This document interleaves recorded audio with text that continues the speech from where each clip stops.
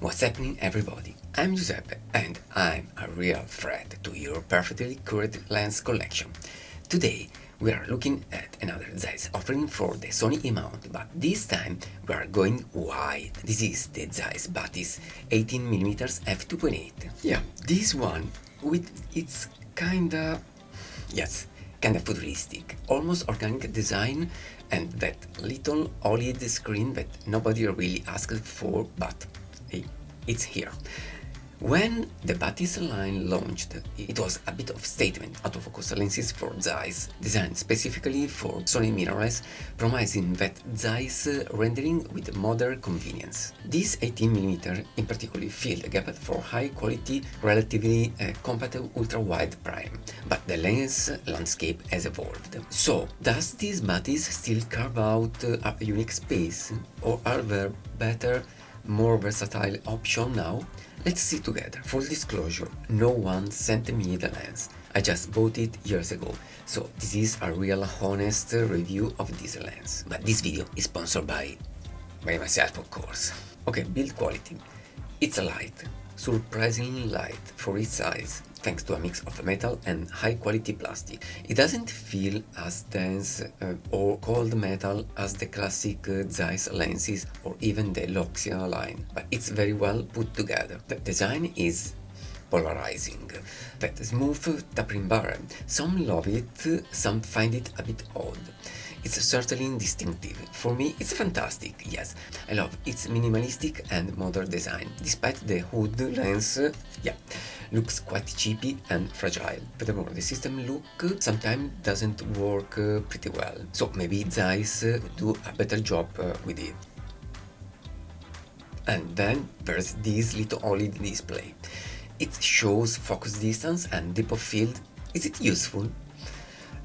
In a very specific niche situation, maybe, for astrophotography perhaps. Most of the time, I honestly forget it's there. It's a gimmick, a cool party trick, but not a game changer in daily use. The focus ring is rubbery said. Very wide and, like most modern AF lenses, focused by wire. It's smooth and responsive enough. Getting back the OLED screen, my biggest concern is the size. Too small for my sight, and I'm constrained to use glasses to read it. Okay, maybe not a big deal for most of you, but for elders like me, it's a problem. It's not a tiny lens, but for a 18mm f2.8 full-frame autofocus lens, it's quite compact and balances well. The hood is a bayonet-style plastic affair, fairly standard. It does have weather sealing, which is crucial for a lens that likely to be used for landscape and architecture, for example. For sure, it fits in every back pocket. Optics.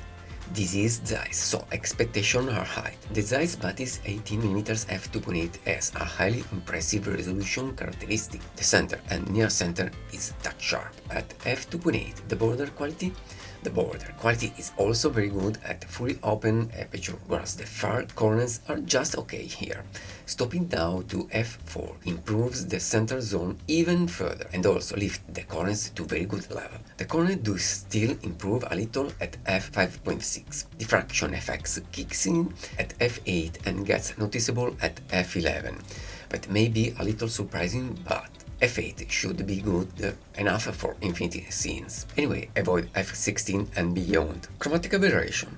Loca is pretty well controlled, much better than some other Zeiss lenses I've tested. You might see a hint of it in extreme contrast, but it's not a major issue.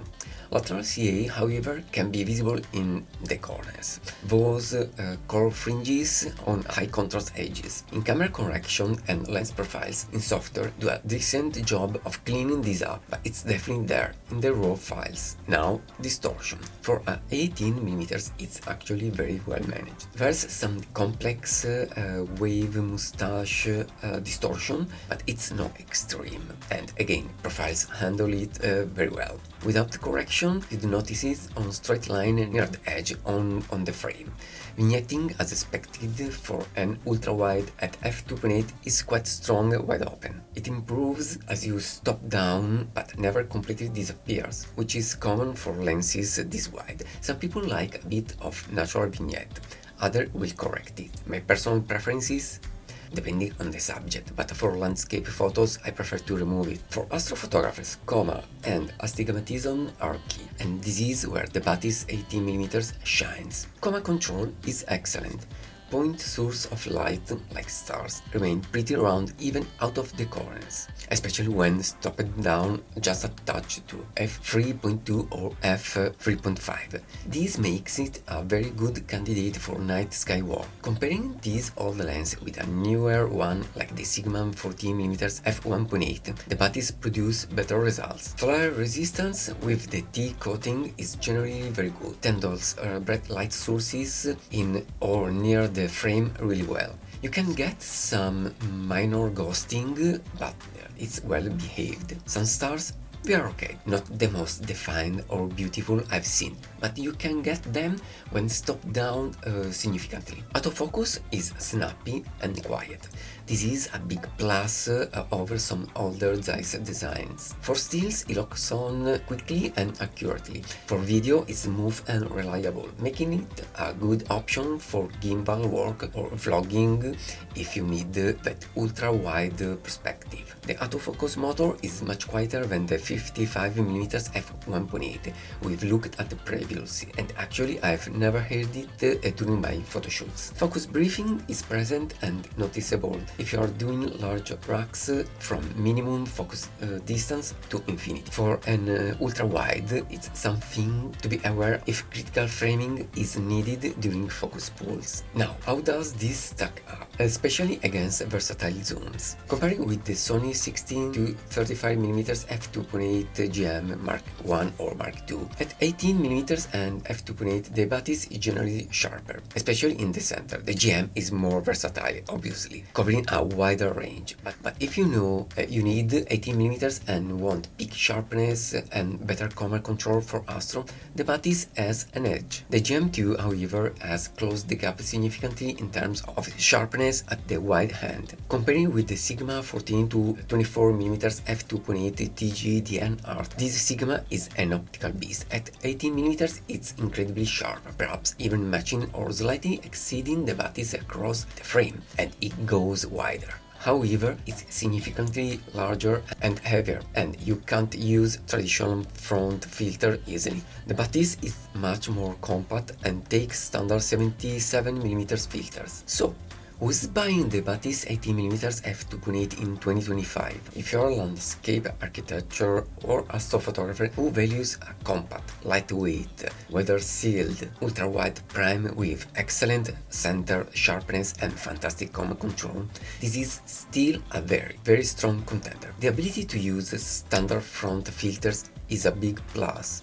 for landscape folks. If you primarily shot at 18mm and don't need the flexibility of a zoom, this lens delivers a very Zeiss-like rendering. Great micro contrast and color. It's not a cheap lens, even on the used market. You are paying for the Zeiss name, the Batis design, and that specific optical formula. If you need the absolutely best corner-to-corner sharpness at 18mm wide open, a zoom like the Sigma 14 to 24 or the Sony GM2 might give it a run for money or even surpass it, but they come with size, weight, or filter compromises. The Batis offers a unique balance, and now pros and cons. Let's break it down. Pros: excellent center sharpness at f2.8, very good overall sharpness top down, fantastic camera control, great for astrophotography, relatively compact and light for our ultra-wide autofocus prime, quiet and fast autofocus, weather sealed, standard filtered thread.